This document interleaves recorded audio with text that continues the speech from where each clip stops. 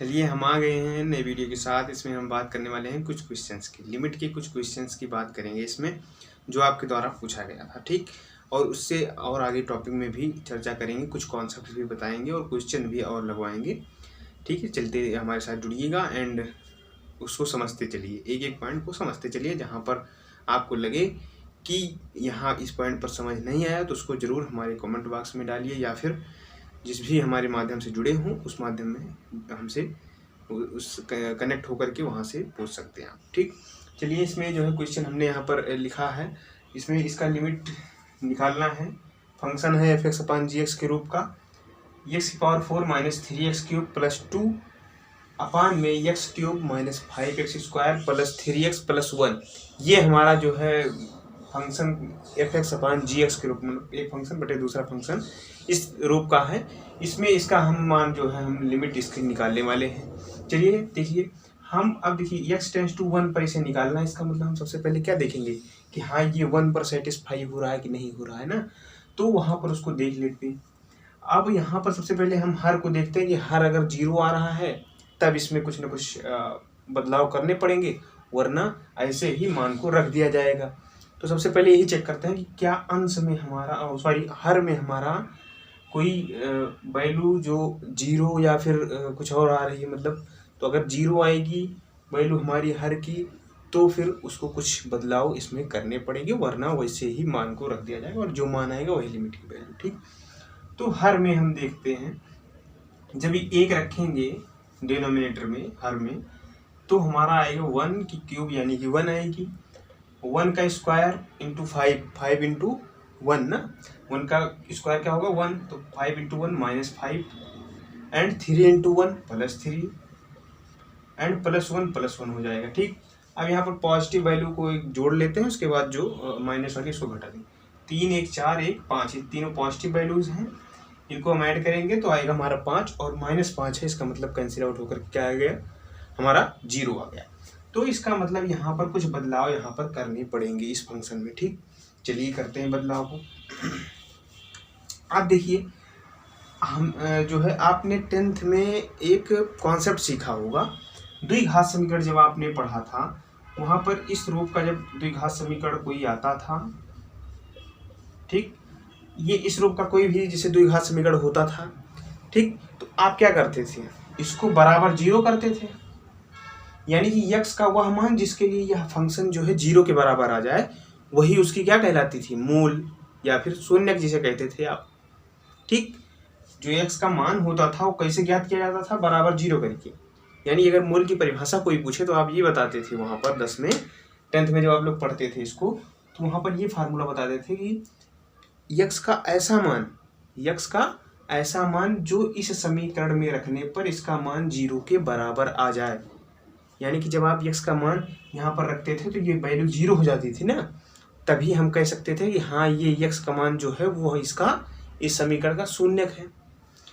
अब वही बात यहाँ पर आ रही है, और शून्यक का क्या मतलब है, देखिए अगर इसका मान लीजिए शून्यक x बराबर 1 है, जैसे यहाँ पर इसका शून्यक ना, शून्यक का मतलब इसको 0 कर दे रहा है ना, x 1 रखने पर ये समीकरण जो हमारा हर वाला है ये 0 हो जा रहा है। ठीक, जैसे यहाँ पर सब ये 3 घात समीकरण है, 4 घात समीकरण, इसका हम डायरेक्ट गुणनखंड नहीं कर सकते ना, जैसे हमें केवल 2 घात समीकरण का आता है, या फिर 3 का भी कर सकते हैं वो रिमाइंडर थ्योरम से। लेकिन यहाँ पर देखिए, यहाँ पर वही चीज़ रिमाइंडर थ्योरम ही मान लीजिए इसको, जैसे x का ऐसा मान निकालते थे, यहाँ पर ढूंढते थे कि इसकी वैल्यू 0 आ जाए, तो मैं डायरेक्ट यहाँ सवाल में ही दिया गया है, ऐसे सवाल में आपके आएगा भी, क्योंकि जो है जब तभी आवश्यकता ही पड़ेगी जब 0 आएगा। इसका मतलब जो यहाँ पर मान होगा जिसको रखने पर 0 आया था उसका शून्यक होगा, यानी कि x बराबर 1 इसके लिए शून्यक है। इसका जो ये 3 घात समीकरण हर में लिखा है, डिनोमिनेटर में लिखा है, x बराबर 1 इस समीकरण के लिए क्या है, हमारा शून्यक है, मूल है। अब इसका मतलब इसमें जब भाग करेंगे तो शेषफल 0 आना चाहिए। इससे x बराबर 1 यानी कि x माइनस 1 बराबर 0। ठीक, x माइनस 1 से जब इसमें भाग करेंगे, इसका मतलब वो रिमाइंडर 0 आना चाहिए, और जो भाग फैलाएगा उतना इंटू इतना लिख देंगे तो ही हमारा गुणनखंड हो जाएगा। ऐसे आप 3 घात समीकरण का गुणनखंड करते थे। चलिए इसका गुणनखंड इसी प्रकार से हम करेंगे, देखिए कैसे करते हैं। देखिए इस जो हर को है इसका गुणनखंड निकालने के लिए हम भाग करेंगे। ये कोई दिखाने की कोई आवश्यकता नहीं, आप डायरेक्ट यहाँ से जो है x-1 इंटू जो आएगा भाग करने पर डायरेक्ट ऐसे लिख सकते हैं हर की जगह पर, ठीक। तो उसी को हम फाइंड करते हैं, तो उसको फाइंड करने के लिए हमको भाग की आवश्यकता होगी। तो इसको हम भाग कर लेते हैं, भाग करने आता होगा। इसको यहाँ पर लिखेंगे x³ - 5x² plus 3x plus 1, यहाँ पर ये लिख देंगे, देखिए प्लस 1, देखिए यहाँ पर ये लिख दिए। अब x का जो है कितनी बार ले जाए, x² बार, ये आप लोग को आता होगा। x जो इस x को कितनी बार कितने से गुणा करें, कितनी संख्या से गुणा करें कि यहाँ x³ बन जाए, तो इसका मतलब x² से करेंगे तो x³ बन जाएगा, ठीक। इसी तरह हम जो -1 से इसको गुणा करा देते हैं, -x² हो जाता है। अब देखिए यहाँ पर चिन्ह को बदल देते हैं, माइनस है तो प्लस, प्लस है तो माइनस, क्योंकि घटा रहे हैं तो चिन्ह यहाँ पर परिवर्तित हो जाएंगे, ये कैंसिल आउट हो जाएंगे। और यहाँ पर ये प्लस है, ये माइनस है, इसका मतलब यहाँ पर -4x² बचेगा। ये प्लस ये माइनस, तो -5 बड़ा है, इस वजह से माइनस का यहाँ पर साइन लग जा रहा है। अब प्लस 3x उतार लेंगे, अभी 1 बचा है उसको इसे रहने देंगे, क्योंकि 2 ही पद का हमें काम है एक बार में। तो देखिए यहाँ पर अब यही इसी तरह हम कर लेंगे, -4x से यहाँ पर गुणा करना पड़ेगा, ठीक। इसके बराबर लाने के लिए -4x से गुणा करेंगे x में, तभी तो आएगा -4x²। तो यहाँ पर -4x² आ जाएगा, एंड इससे हम इसको गुणा कर देंगे तो minus minus plus and 4x, इस तरह से आ जाएगा। अब वही काम घटाना है, इसका मतलब चिन्ह क्या होंगे, परिवर्तित होंगे। यहाँ पर प्लस, यहाँ पर माइनस। अब यहाँ ये कैंसिल आउट हो जाएंगे, प्लस माइनस, चूँकि दोनों संख्याएं समान है, प्लस माइनस है, मतलब कैंसिल आउट हो जाएंगे। और ये माइनस यहाँ पर आ गया, ठीक। अब इसका मतलब ये -4 बड़ा है चूँकि, तो -x यहाँ पर बचेगा, और यहाँ पर +1 है तो इसको +1 कर दीजिए। अब यहाँ पर -1 से शायद करें तो आ जाए, देखिए -1 से करेंगे, -1 से करेंगे तो -x आ जाएगा, और -1 यानी कि +1, देखिए समान संख्या आ गई। अब जब इसको चिन्ह परिवर्तित करेंगे तो ये सब कैंसिल आउट होगी, शेषफल 0 हमें पता ही था, शेषफल 0 आना ही था, 100% आना था, क्योंकि उसके शून्य से ही हमने उस पद को बनाया था।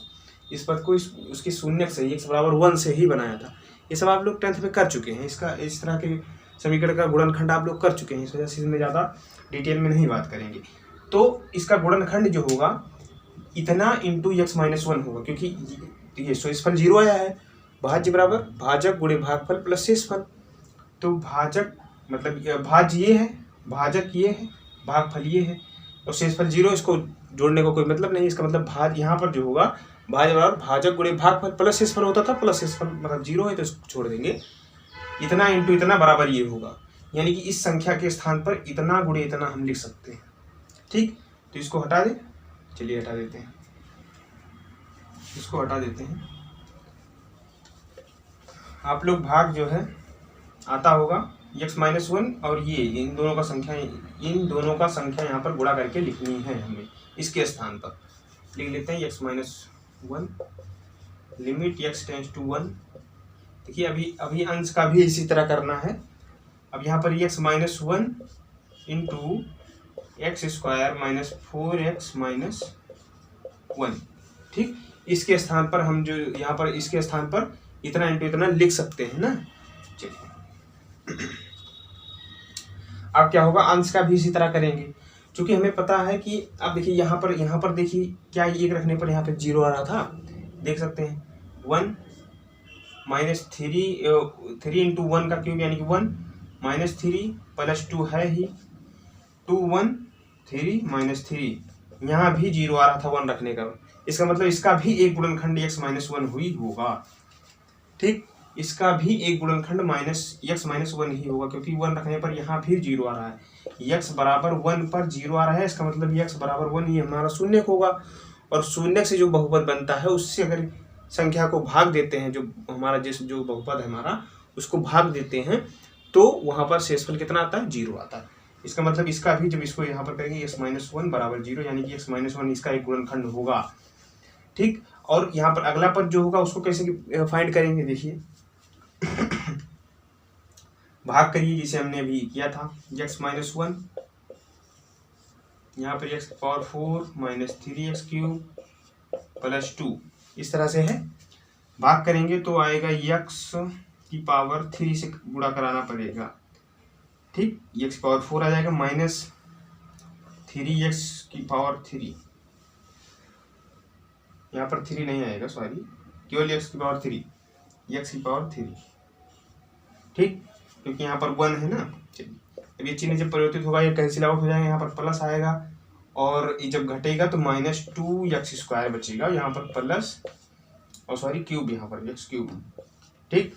और यहाँ पर क्या है 2 +2 है, उसको इसे लिख देंगे, ठीक। अब इसके बाद जब -2x² से करना पड़ेगा, ठीक, तभी तो इतना आएगा, -2x³ आ जाएगा। इसको इससे करेंगे और माइनस माइनस प्लस होकर के 2 एंड x की पावर 2 इस तरह से आ जाएगा। जब ये चिन्ह परिवर्तित करेंगे ये कैंसिल आउट होगा, यहाँ पर चिन्ह परिवर्तित करेंगे तो ये -2x² एंड +2 इस तरह से आएगा। ये भी कटा नहीं, इसे लिख देंगे, उतार लेंगे इसे, ठीक। अब इसका जो है -2x करना पड़ेगा, -2x, क्योंकि यहाँ पर -2x² लाना है ना, भाग करने आता होगा, बार बार हम समझा रहे हैं, -2x², ठीक, ये आया। और जो है उसके बाद -1 है, यहाँ माइनस माइनस प्लस होगा 2x, ठीक। अब वही चीज़ होगी कि हमारे चिन्ह को परिवर्तित करेंगे, उसके बाद जोड़ घटा करके यहाँ प्लस है, कैंसिल आउट हो जाएगा। यहाँ जब चिन्ह परिवर्तित होकर माइनस लगेगा तो -2x यहाँ पर लिख देते हैं, इसके आगे यहाँ पर है -2x और +2, ये इस तरह से। अब क्या दिख रहा है कि अगर -2 से गुणा कराएं तो ये आ जाएगा, इसके आगे -2 लिख देंगे, -2 से करेंगे तो -2, ये इसके बाद लिखें, इसके बाद ये, ठीक, यहाँ के बाद ये लिखेंगे, ठीक। चलिए, तो यहाँ पर -2 से गुणा करेंगे -2 आ गया, और एक से जब -2 गुणा करेंगे तो +2 आ जाएगा, और x है साथ में, देखिए x है तो x भी लिख देंगे, ठीक। यहाँ पर -2x आएगा ना। अब देखिए ये भाग करने आता होगा, बार बार मैं कह रहा हूँ, इस वजह से अगर दिक्कत होगी तो बताइएगा, फिर मैं समझा दूंगा सही से। यहाँ पर माइनस ही कैंसिल आउट हो जाएगा, ये 0 आएगा, शेषफल हमें पता था 0 आएगा, बस हमें यही प्राप्त करना था, भागफल, उसी को हमने प्राप्त किया। इसका मतलब जो x-1 इंटू जो हमारा अंश में होगा x-1 इंटू इतना, ठीक, इसका भी गुणनखंड कर सकते हैं, लेकिन जब हमें ज़रूरत होगी तभी करेंगे, क्योंकि यहाँ पर अब ज़्यादा गुणनखंड करने की ज़रूरत नहीं है, क्योंकि ये देखिए यहाँ पर ये कैंसिल आउट हो जाएगा, जो हमारा 0 लाने का कारण था वो कैंसिल आउट हो जाएगा और मान हमारा आ जाएगा। चलिए देख लेते हैं, x³ -2x², यहाँ पर -2x है, ठीक, और -2 है साथ में, ये इस तरह से x³ -2x² -2x -2, ठीक, इस तरह से इसको हटा देंगे। ये समझ आया ना। चलिए इसको हटा देते हैं। चलिए अब यहाँ पर जो हमारा आएगा ये कैंसिल आउट हो जाएंगे आपस में, ठीक। अब देखिए एक रखने पर क्या हमारा फिर से 0 आ रहा है, अगर 0 आ रहा है तो और गुणनखंड करना पड़ेगा, वरना नहीं करना पड़ेगा। एक रखें, यहाँ पर x के स्थान पर 1 का स्क्वायर 1 होगा, और यहाँ पर -4 × 1 -4 होगा, और -1, देखिए ये 0 नहीं आएगा, -4 -1, देखिए -1 -4 मतलब -5, 1 -5 मतलब -4 आएगा, 0 नहीं आएगा, ठीक। तो यहाँ पर हम मान को अब रख सकते हैं, हमारा जो वैल्यू है अब आ गई है। चलिए limit x tends to, direct रख दे, क्या डायरेक्ट रख दे, चलिए डायरेक्ट रख देते हैं, क्या उसी पद को बार बार लिखें। अब 1 को हमें पास करा दे रहा हूँ, x के स्थान पर मैं रख दे रहा हूँ, ठीक। चलिए x जो है यहाँ पर 1 का क्यूब यानी कि 1 होगा, 1 को रखा यहाँ पर, 1 का क्यूब यानी कि 1, -2 इंटू 1 का स्क्वायर 1 इंटू 1 यानी कि 1, यहाँ पर 1 हो जाएगा, ठीक। तो 2 से 1 को गुणा करेंगे 2 ही आएगा, इसको रहने देंगे, ठीक। अब 1 इंटू 2 मतलब -2, और यहाँ पर -2 है ही, इसको ऐसे रहने देंगे, ठीक। अब जो अगला पद आएगा यहाँ पर देखिए, जब मान को रखते हैं ये हट जाता है, ये यहाँ पर नहीं लिखेंगे फिर से ना, हाँ ये यहाँ पर ना लिखिएगा आप, 1 का स्क्वायर यानी कि 1, और -4 इंटू 1 यानी कि -4, देखिए यहाँ पर 1 रखे हैं x के स्थान पर, 4 इंटू 1 यानी कि -4, ठीक। और यहाँ पर -1 है साथ में, तो इसको भी रख देंगे। ये -1 + 1 कैंसिल आउट, ठीक।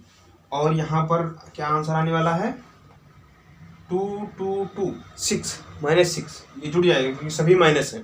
-6 और 1 -6 अपान -4, और यहाँ पर क्या आएगा, -5 अपान -4। देखिए 1 - 6 इसका मतलब -5, तो -4 जो है हमारा डिनोमिनेटर में है, इसको इसे रहने देंगे। ये माइनस माइनस कैंसिल आउट हो जाएगा, 5/4 ये हमारा फाइनल आंसर इस जो है, जो हमारा ये समीकरण दिया गया था इसका लिमिट जो निकालना था वो लास्ट में आएगा 5/4। इसका मतलब हुआ कि यक्स को हम इस जो हमारा ये फंक्शन है पूरा, इस फंक्शन में जैसे जैसे हम यक्स को एक की तरफ ले जाएंगे, यानी कि चाहे ऊपर से घटाते हुए चाहे नीचे से बढ़ाते हुए, चाहे जिस क्रम में, अगर एक की तरफ हम ले जा रहे हैं, इसका मतलब जो इस फलन का मान होगा, ठीक, हल करने पर वो 5/4 की ओर जाएगा, ठीक। ये हमारा आंसर होगा इस फंक्शन का, इस लिमिट का, ठीक। चलते हैं अगले क्वेश्चन की तरफ। अगर ये क्वेश्चन ना समझ में आया हो तो प्लीज़ हमें उसको बताइएगा कि हाँ कहाँ पर, और हमें दिक्कत हुई कि हाँ कहाँ पर समझ नहीं आया, ठीक, उसको बताइएगा, मैं और अच्छे से इसको समझा दूंगा। बाकी पूरा मेहनत से इसको बताया है, समझ में अवश्य आएगा, ठीक। चलिए दूसरे क्वेश्चन की तरफ। ये हमने दूसरा क्वेश्चन लिया है। इस दूसरे क्वेश्चन में हमारा जो क्वेश्चन है वो कह रहा है कि लिमिट x टेंड्स टू 2, इसमें इसकी वैल्यू फाइंड करनी है इस फंक्शन की। 1/x - 2 -2 × 2x - 3 अपान में x³ - 2x² + 2x, इस रूप में हमारा फंक्शन दिया गया है, ठीक। इसको हमें x2 रख करके यहाँ पर, या फिर कुछ यहाँ पर मतलब इसके लिमिट का मान निकालना है, ठीक। चलिए इसमें क्या करेंगे हम, देखिए सबसे पहले क्या करेंगे, x के स्थान पर यहाँ पर 2 रखेंगे, सबसे पहले यही करते हैं। सब में रखें तो यहाँ पर ये देखिए यहाँ भी 0 आ जा रहा है, क्योंकि 2 - 2 के स्थान पर, x के स्थान पर अगर 2 रखेंगे हम, 2 - 2 यानी कि 0 आ जाएगा। देखिए 1/0 आ गया, हमें ये चाहिए ही नहीं क्योंकि ये हमारा अनडिफाइंड फंक्शन बन जाएगा। और उसके बाद यहाँ भी रखेंगे तब भी देखिए वैसे ही आ रहा है। हर में देखिए, अगर हर में देखें हम, यहाँ पर जब 2 रखा हमने तो 2 की घात 3 यानी कि 8 आया हमारा, ठीक, -2 की घात 2 यानी कि 4 × 3 क्या आएगा, 12, ठीक, ये 12 आ गया हमारा। एंड ये x के स्थान जब 2 रखेंगे यहाँ पर इसके स्थान पर, तो 2 × 2 क्या आएगा, 4 + 4, और यहाँ पर देख रहे होंगे आप 8, ये पॉजिटिव है, ये पॉजिटिव, दोनों जुड़ेंगे, 8 4 12, 12 - 12 क्या आएगा हमारा, 0। चलिए 0 आ रहा है, इसका मतलब यहाँ भी 0 आ रहा है, यहाँ इसके स्थान पर, तो हर में यहाँ भी 0 यहाँ भी 0, इसका मतलब हम कुछ कर नहीं सकते, यहाँ पर तुरंत हम मान नहीं निकाल सकते, मतलब 2 रख करके, इसमें कुछ बदलाव करने होंगे। तो उस बदलाव को करने के लिए हम क्या करते हैं, सबसे पहले यहाँ पर देखिए इस ये फंक्शन सॉल्व है, चूँकि ये देखिए यहाँ पर 1/x - 2, इसमें अब क्या कुछ कर सकते हैं, कुछ नहीं, जैसे इसको इसे रहने दीजिए, यहीं पर जो करना होगा वही करेंगे, ठीक। इस फंक्शन में चूँकि ये हमारा त्रिघात समीकरण है, यहाँ पर देखिए क्या करेंगे, x = 2 रखने पर हमारा ये 0 आ रहा था, हमने देखा x = 2 रखने पर हमारा ये फंक्शन 0 आ रहा था, इसका मतलब ये 2 यहाँ पर इसका जो है मूल है। ये क्वेश्चन से ही हमारे आंसर को लाने के लिए देखिए यहाँ पर कैसे दिया गया कि हाँ तुरंत 2 मिल गए, यहाँ पर ज़्यादा सोचना भी नहीं पड़ेगा कि 0 लाने के लिए क्या करें, क्या रखें मान को। गुणनखंड में यही तो करते हैं, रिमाइंडर थ्योरम हमारा ये बताता है, 10th में हम लोग पढ़े हैं, ठीक। तो यहाँ पर जब x = 2 रखेंगे हम, ठीक, तो हमारा 0 आ रहा है, इसका मतलब ये x = 2 जो है, x का मान जो है वह इसका मूल है, शून्यक है, आप जो भी कहें।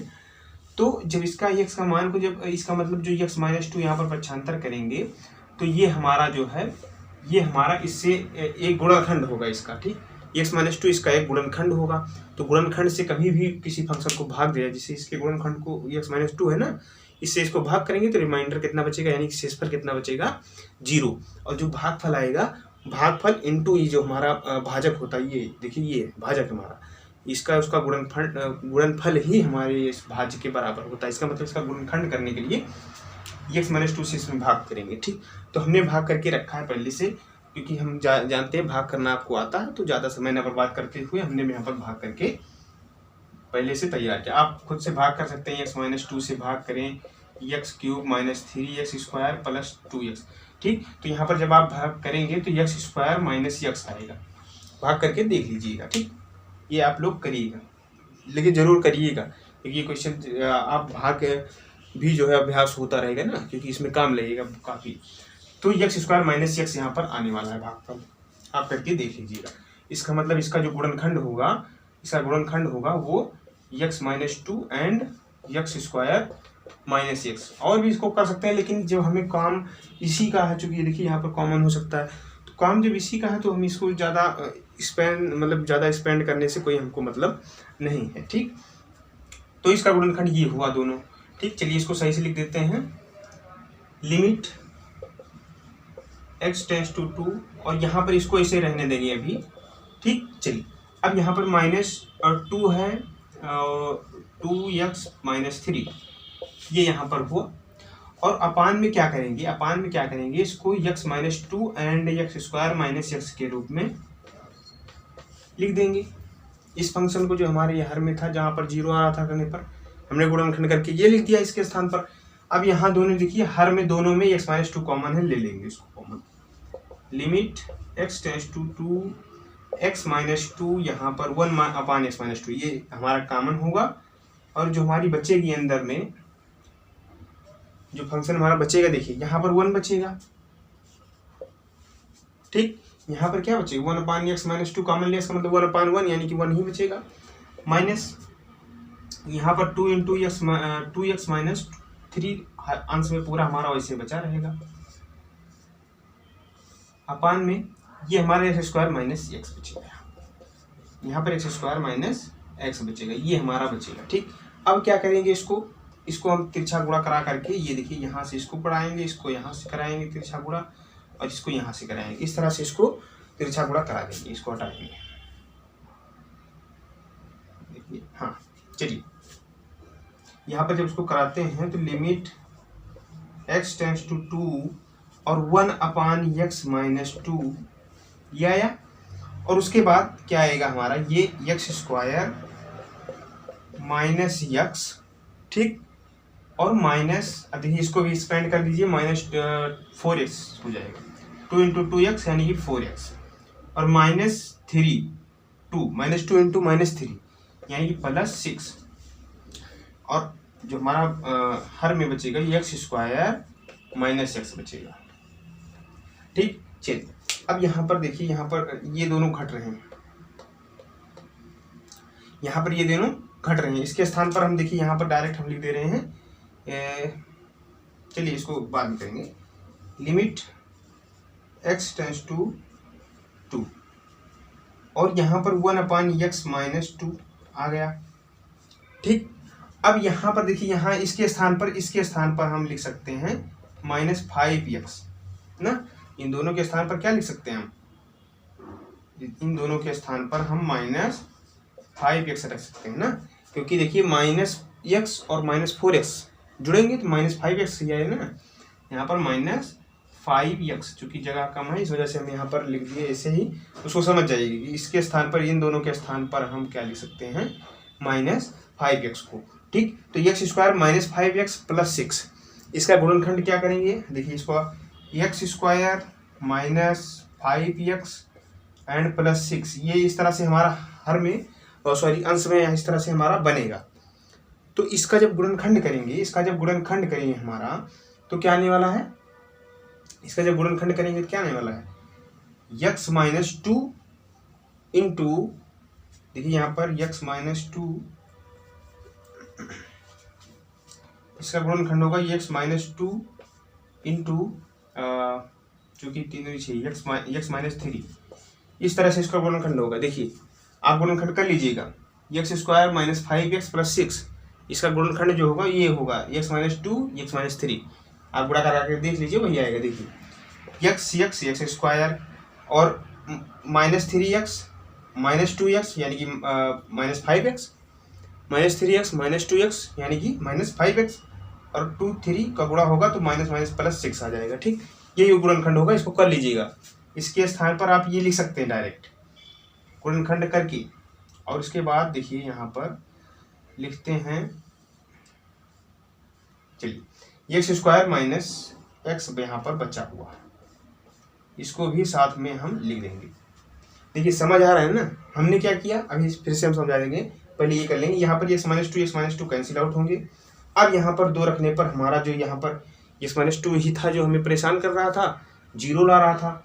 अब वही 2 रखेंगे, अब देखिए 0 नहीं आएगा, 2 रखेंगे 4 आएगा यहाँ पर, 2 2 जा 4 माइनस 2 यानी कि 2 आ जाएगा नीचे, और यहाँ पर 2 माइनस 1/2 ये हमारा फाइनल आंसर होगा। यही हमारे लिमिट का आंसर होगा, -1/2 -1/2।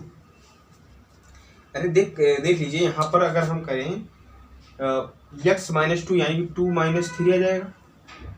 x के स्थान पर 2 रखेंगे, इसके चूँकि हमारा रख सकते हैं ना, चूँकि हमारा 0 नहीं आ रहा है नीचे ना, 2 माइनस 3 करेंगे अपान में 2 की घात 2 यानी कि 2 की घात 2 क्या आएगा 4, 4 माइनस 2 इसके स्थान पर क्या आएगा -1 और 4 में से 2 आएगा 2। यही हमारा आंसर आएगा जो हमने यहाँ पर लिखा है -1/2। चलिए इसको फिर से समझाते हैं क्या किया हमने। ठीक, क्या किया हमने, देखिए सबसे पहले किया हमने, जो हमारा था ये हमारा क्वेश्चन था। ठीक, दूसरा स्टेप जो हमने किया यहाँ पर वो ये किया कि हमने इसका गुणनखंड कर दिया। जो यहाँ पर हर जो है वो 0 आ रहा था, चूँकि हम पहले चेक किए कि क्या 2 रखने पर हर में 0 आ रहा है, तो हमने देखा हाँ बिल्कुल आ रहा है। तो इसका मतलब ये यहाँ भी हमने 2 रख करके देखा, वहाँ 0 आ रहा था। इसका मतलब 2 जो हुआ x के स्थान पर जो 2 हुआ वो हमारा इस समीकरण का यानी कि इस बहुपद का हमारा जो x³ minus 3x² plus 2x है, इसका एक गुणनखंड होगा, मतलब इसका एक मूल होगा 2। तो उसके सहायता से हमने x माइनस 2 जो रिमाइंडर थ्योरम हमने पढ़ा है 10th में, उसके हिसाब से x माइनस 2 उसका एक गुणनखंड होगा। x बराबर 2 अगर मूल है 2, x बराबर 2 हमारा मूल है उस समीकरण का, किसी भी समीकरण का, तो उसका जो एक गुणनखंड होगा x माइनस 2 बराबर 0। तो x माइनस 2 एक गुणनखंड हुआ, तो गुणनखंड से इसको भाग करेंगे तो शेषफल 0, भागफल इतना आया। हमने यहाँ पर भाग करके देखा x minus 2 into x² minus x आया, इसके स्थान पर हमने इसको लिख दिया। ठीक, उसके बाद क्या किया हमने यहाँ पर देखा कि x minus 2 1/1 x minus 2 common दिख रहा था, हमने कॉमन ले लिया।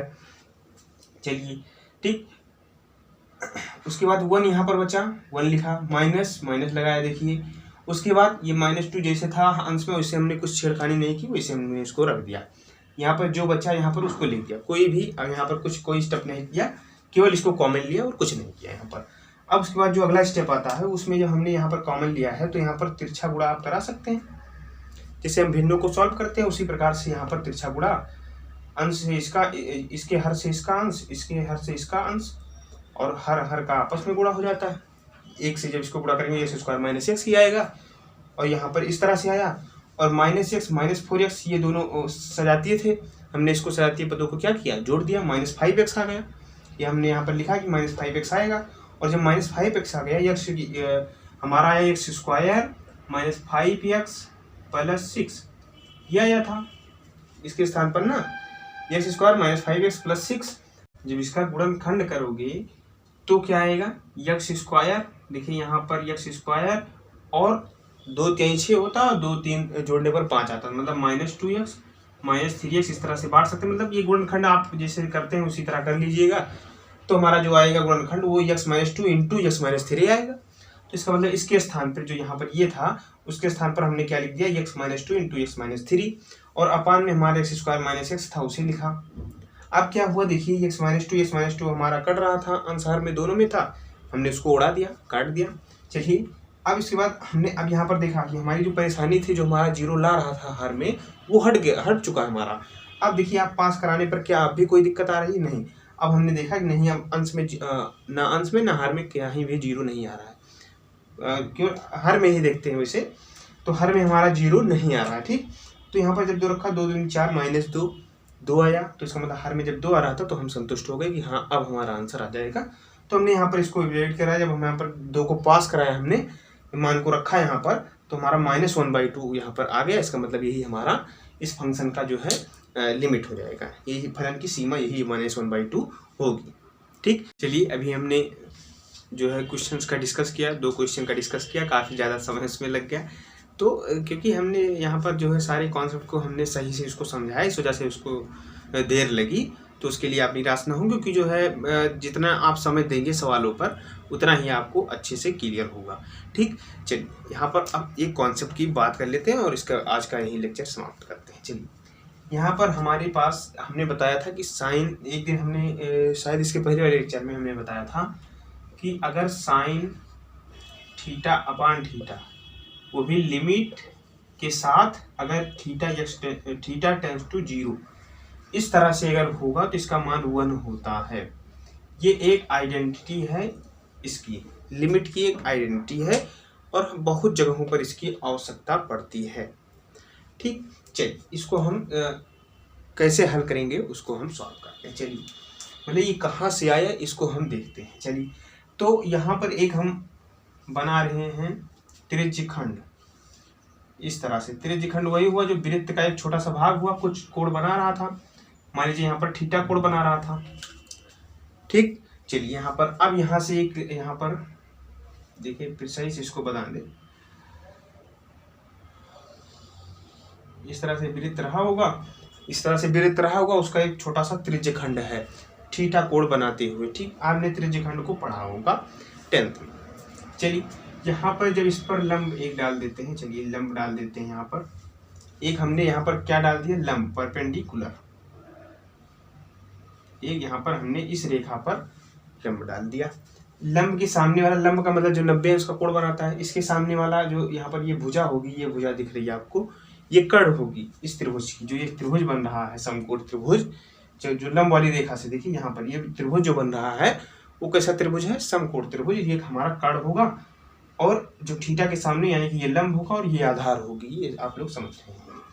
चलिए यहाँ पर इसको मैं ए मान ले रहा हूँ, ये बी है, ये सी है और ये बी डैश है, मान लीजिए, नहीं हाँ चलिए इसको ये बी डैश मानते हैं और ये बी मान लेते हैं, ये बगल वाला बी है, ये यहाँ ये पॉइंट जो है वो बी है और ये पॉइंट बी डैश है, बी, उसके बाद ऊपर हम डैश लगाएंगे छोटा सा। चलिए यहाँ पर ये हमने चित्र बनाया है। अब इसमें देखिए कि साइन थीटा क्या होगा यहाँ पर, क्योंकि हमारी साइन थीटा की बात करनी है तो साइन थीटा ही यहाँ पर। ठीक, साइन थीटा क्या होगा यहाँ पर,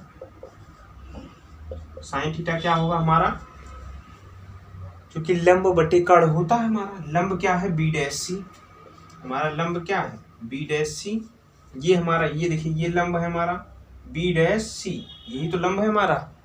ठीक, यही लंब है, थीटा के सामने है और ये ए सी कर्ण है, बी डैश सी बटे ए सी, ये हमारा साइन थीटा का मान होगा। और चूंकि हम जानते हैं, ये एक चीज़ हम जानते हैं कि ये थीटा जो होगा अगर ये रेडियन मिले तो तभी होगा, ये रेडियन में लेना होगा। तो थीटा रेडियन में, अगर हमने ट्रिग्नोमेट्री में इसको बताया है, उस ना अगर पढ़ा हो तो जा करके देख लीजिए, पहले या दूसरे लेक्चर में उसके है इसके बारे में, रेडियन क्या होता है। चलिए तो थीटा के स्थान पर हम लिख सकते हैं ये हमारी ये जो BC है, BC ये जो चाप लगा है हमारा, BC जो ये वक्राकार है इतना बटे ये जो त्रिज्या, देखिए चूंकि हमने जब इसको वृत्त में पढ़ा था, वृत्त में वहां पर पढ़ा था इस तरह से ना, चाप को जब हमने, इस चाप को हमने यल माना था और इस त्रिज्या को दोनों को R माना था, तो वही चीजें हैं। देखिए ये दोनों समान होगी, ए बी डैश नहीं, ए बी ये जो बड़ी वाली भुजा AC के बराबर होगी, क्योंकि ये त्रिज्याएं हैं वृत्त की, दो हर जगह, चाहे यहाँ पर ये, चाहे जहाँ आप इसको खींचिए हर जगह समान मिलेगी। तो ये R हुआ और ये हमारा जो चाप हुआ वो क्या हुआ, यल हुआ। ठीक, तो वही यल, यहाँ पर यल क्या है BC है, BC l upon r, theta बराबर यल अपान आर होता था, ये हमने पढ़ाया है, यल अपान आर, थीटा बराबर यल अपान आर, ट्रिग्नोमेट्री के सेकंड साइड लेक्चर में पढ़ाया है इसको। ठीक, थीटा बराबर यल अपान आर इसको बताया हमने। और थीटा कैसा होना चाहिए यहाँ पर, रेडियन में होना चाहिए, ये ध्यान में रखना होगा। अंश में अगर लेंगे तो ये चीज़ यहाँ पर फॉलो नहीं होगी। चलिए यहाँ पर अगर हम थीटा BC हो जाएगा, क्योंकि यहाँ पर यल है, और आर क्या है AB या फिर कहीं AC, कुछ भी कह सकते हैं, मान लीजिए AB हमने कहा, AB कह लीजिए। चलिए अब यहाँ पर थीटा BC अपान AB हुआ। ठीक, चलिए अब एक चीज़ यहाँ पर अगर आप देखें, अगर यहाँ पर आप देखें कि थीटा जैसे जैसे हम छोटा करते जाएंगे, ये थीटा जैसे जैसे हम छोटा करते जाएंगे, ठीक, जो ये थीटा हमारा है उसको जैसे जैसे हम इसको मतलब इन दोनों रेखाओं को पास में लाते जाएंगे, यानी कि BC को हम छोटा करते जाएंगे। यानी कि आप थीटा को छोटा करोगे तो BC भी छोटी होगी, ये भुजा भी तो छोटी होगी, क्योंकि ऐसे हमारा कोण। अब इस भुजा को हमारी जो दूरियां हैं उसको करीब लानी है, छोटी करनी, तो इस तरह से ये करीब आती जाएंगी। ठीक, तो उसी प्रकार से जब थीटा यहाँ पर जब थीटा टेंड्स टू 0, इसका मतलब हुआ कि जैसे थीटा को हम जैसे छोटा करते जाएंगे, यानी 0 की तरफ, यानी कि छोटा करते जाएंगे ना, थीटा का यहाँ पर कुछ मान है, उसको टेंड्स टू 0 का मतलब हुआ कि उसको छोटे करते जाइए, आप उसको छोटा करते जाइए। तो यहाँ पर वही सेंस है जो यहाँ पर लगा है, तो थीटा जो है वो छोटा होता जाएगा। ठीक, चलिए, तो यहाँ पर आप देखेंगे जैसे जैसे इसको छोटा करेंगे, जैसे जैसे छोटा करेंगे, ये भी दूरी जो है वो छोटी होती जाएगी, BB डैश जो है वो भी छोटे हो जाएंगे। ठीक, जैसे देखिए इसको छोटा, मैं एक चित्र बना दे रहा हूँ छोटा करके, ये ठीक, यहाँ पर इस तरह से ये विलुप्त होगी, और ये जब यहाँ पर लंबड़ाएंगे, देखिए एकदम करीब है इसके, देखिए एकदम लगभग ना के बराबर अंतर है यहाँ पर। जैसे जैसे इसका मतलब ये थीटा को जो है छोटा करते जाएंगे, यहाँ पर क्लियर शायद दिख रहा हो कि ना दिख रहा हो, तो यहाँ पर जैसे जैसे हम थीटा को छोटा करते जाएंगे वैसे वैसे हमारी लंब की दूरी भी, यहाँ पर देखिए इसकी दूरी देखिए यहाँ पर इतनी थी, यहाँ पर इतनी होगी, जैसे जैसे और छोटा करते जाएंगे ये दूरी BB डैश और मतलब BB डैश की ओर दोनों मतलब करीब आते जाएंगे, दोनों बिंदु, ये दोनों बिंदु। ठीक, मतलब ये बिंदु और ये बिंदु, ये बिंदु और ये बिंदु, ये दोनों करीब होते जाएंगे। इसका मतलब वो जैसे जैसे BC को हम छोटा करते जाएंगे, थीटा को छोटा करते जाएंगे, वैसे वैसे हमारा BB डैश भी छोटा होता जाएगा, यानी कि हमारा लगभग जो है, यहाँ पर लिख दे रहे हैं, जब यहाँ पर चूंकि हमने देखा जब थीटा टेंड्स टू 0, यानी थीटा जब छोटा होता जा रहा है, यानी थीटा बहुत छोटा होता जा रहा है, तो AB डैश बराबर AB, ये लगभग करीब होते जा रहे हैं। ऐसे लगभग हम यहाँ पर लगा दे रहे हैं कि हाँ लगभग करीब होते जा रहे हैं, इस तरह से बना देंगे, ये इस तरह से AB डैश जैसे जैसे हमारा जैसे जैसे हम थीटा छोटा करते जा रहे हैं वैसे वैसे हमारा AB डैश लगभग AB के बराबर होता जा रहा है, क्योंकि AB डैश AB ये बड़ी वाली, AB डैश ये है, AB डैश AB ये है, AB डैश AB, यानी कि उसकी त्रिज्या के बराबर होती जा रही हमारी आधार, जो हमारा ये आधार है वो हमारा किसके बराबर हो जाता है, AB के बराबर होता जाता है। चलिए, यानी कि आप ये भी मान सकते हैं चूंकि हमारा AB बराबर ही है, हम जानते हैं कि ये AB जो है वो त्रिज्या है AC के बराबर ही है, हमारी जो हमारा AB है वो AC के बराबर है, क्योंकि हमारा AB और AC क्या है, त्रिज्या है वृत्त की, केवल AB डैश नहीं बराबर होता, लेकिन हम इसको जब छोटा करेंगे तो AB डैश भी AB के बराबर होता जाएगा, क्योंकि हम जानते हैं चूंकि AB बराबर है AC के, AB बराबर है AC के, हम जानते हैं, कैसे जानते हैं, क्योंकि ये त्रिज्याएं हैं, त्रिज्या कह सकते हो आप, ये हमारी रेडियस है, इसकी जो वृत्त हमारा बना था उसका त्रिज्या है, ये रेडियस है दोनों AB एंड AC। ठीक, चलिए, अब इसका मतलब जब थीटा 0 होता गया तो AB डैश AB के बराबर होता गया, यानी कि AB का मतलब ये आप AC भी कह सकते हैं, AB, क्योंकि हमारा AB AC के बराबर है, हमारा जो AB है वह AC के बराबर है। ठीक, AB जो है वह क्या है, AC के बराबर है, तो इस तरह से इसको हम AC भी लिख सकते हैं AB के स्थान पर, यानी कि AB डैश जो है वह AC के बराबर। हमें जब ये पता हो गई, ये सारी चीज़ें पता हो गई, तो हम जानते हैं अब इसका मान हमें निकालना है, चूँकि sine theta tends to 0 sine theta upon theta बराबर 1 कैसे है, यही तो देखना है। इसका मतलब इसके लिए हम क्या करेंगे, साइन थीटा अपॉन थीटा को ही हम ज्ञात करना चाहेंगे, तो साइन थीटा अपॉन थीटा को ज्ञात करिए, कैसे, साइन थीटा पता है और थीटा पता है, आपको साइन थीटा पता है और थीटा पता है यहाँ पर। ठीक, दोनों का बटी कर दीजिए, देखिए यहाँ पर इसको मैं हटा देता हूँ, इसको यहाँ से हटा देता हूँ, और हाँ चलिए यहाँ पर हम इसको भी हटा देता हूँ, यहाँ से फिर से हम बातों को लिखेंगे। ठीक, यहाँ पर हम करेंगे, देखिए साइन थीटा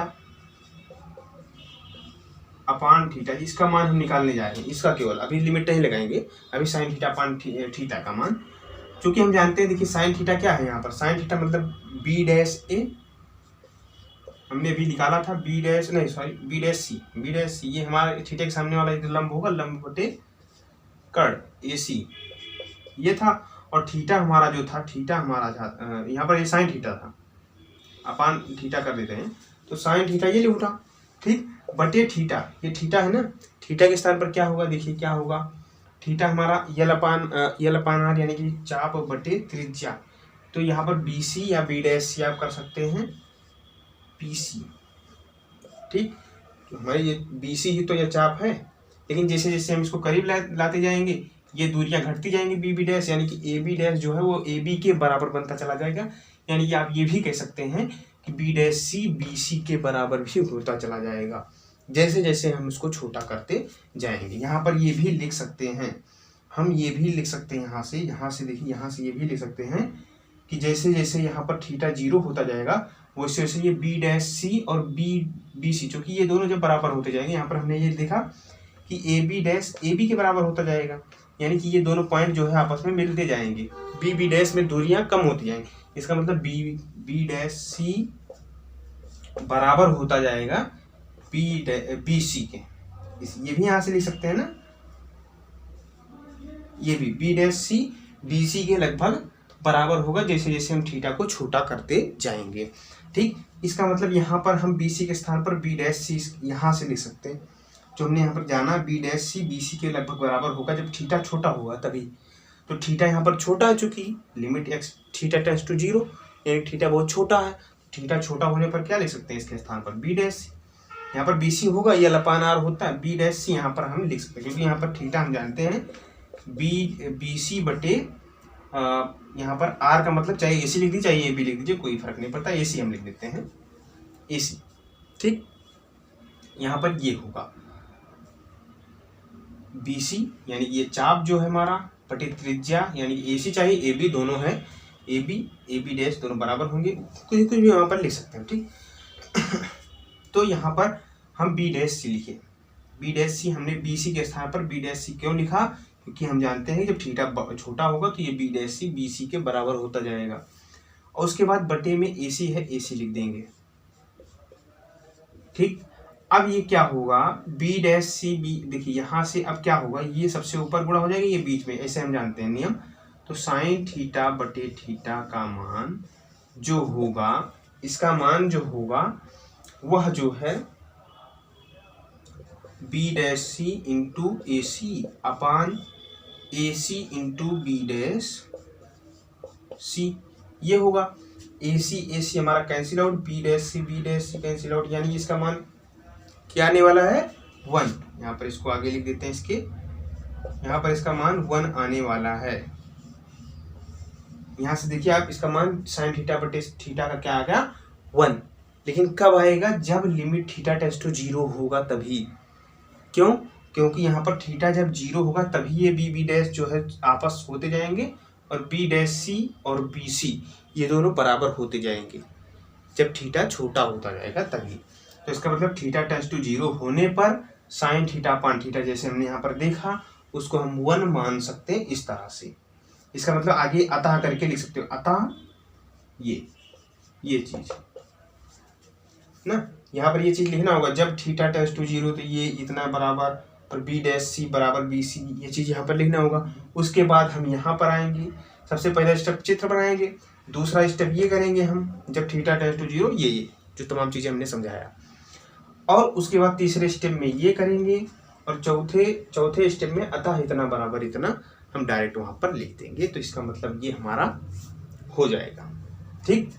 लेकिन ये जो कंडीशंस होंगी वो तभी होंगी जब थीटा टेंड्स टू 0 यानी थीटा बहुत छोटा होगा तभी, ठीक। ये बात को ध्यान रखते हुए आप यहाँ पर ये हमारा जो वैल्यू थी हमने सोचा था 1 आएगा वो आ गया, ठीक। चलिए इसके बारे में हम और जो क्वेश्चन हैं इससे रिलेटेड वो कल करते हैं, चलते हैं। और बाकी आप इससे क्वेश्चन लगाइए, जो फंसे वो हमारे पास भेजिए, हम इसका सॉल्यूशन जरूर देंगे। और चलिए मिलते हैं कल, बाय बाय।